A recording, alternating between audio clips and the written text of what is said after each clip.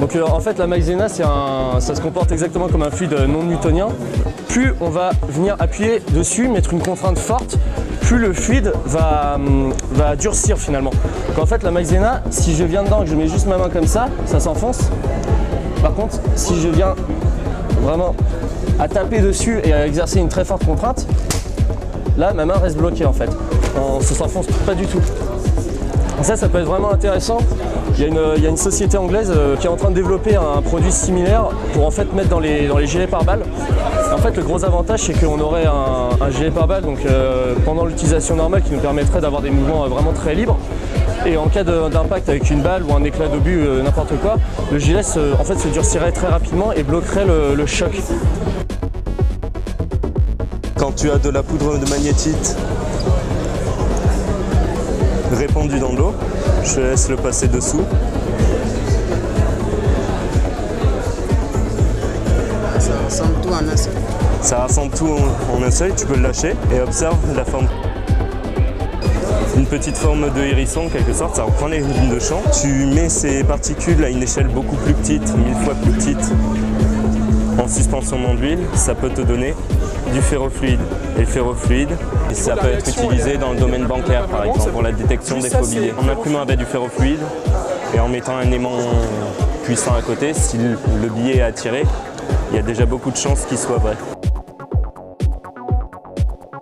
Et des poches immenses de sable qui la bonne pâte à modeler. Non, tu peux faire un château de sable. C'est comme de la pâte à modeler sauf que c'est du sable. Et vous en récupérez pas sur les mains, il est jamais sec. Vous pouvez vraiment en faire. C'est naturellement comme ça? Non, c'est 98%. Il y a 2%.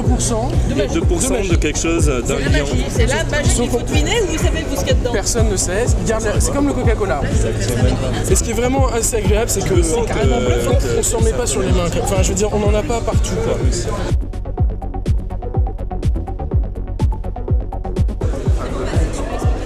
Donc aujourd'hui c'est la journée matériaux et donc comme c'est l'année de la cristallographie, on a décidé de faire un stand dessus. Donc tout d'abord on a fabriqué des cristaux de pierre d'Alain. On prend de l'eau chaude et on met de la pierre d'Alain en poudre dedans. Et en fait en mettant une ficelle dedans, les cristaux d'Alain ils vont se former dessus. Et donc c'est comme ça que ça se fait.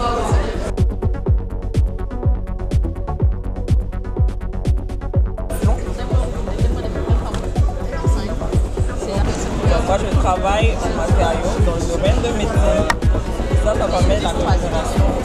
On dirait du sulfate de cuivre. Et au final, c'est un polymère biocompatible. On va s'adapter.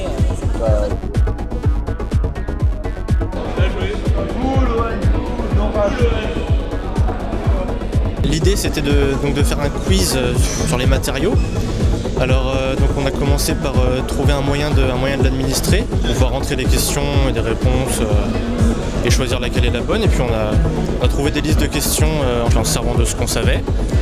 Et ensuite on a acheté des buzzers de PS2 et on a installé tout ça ensemble pour que ça puisse être sympa et interactif.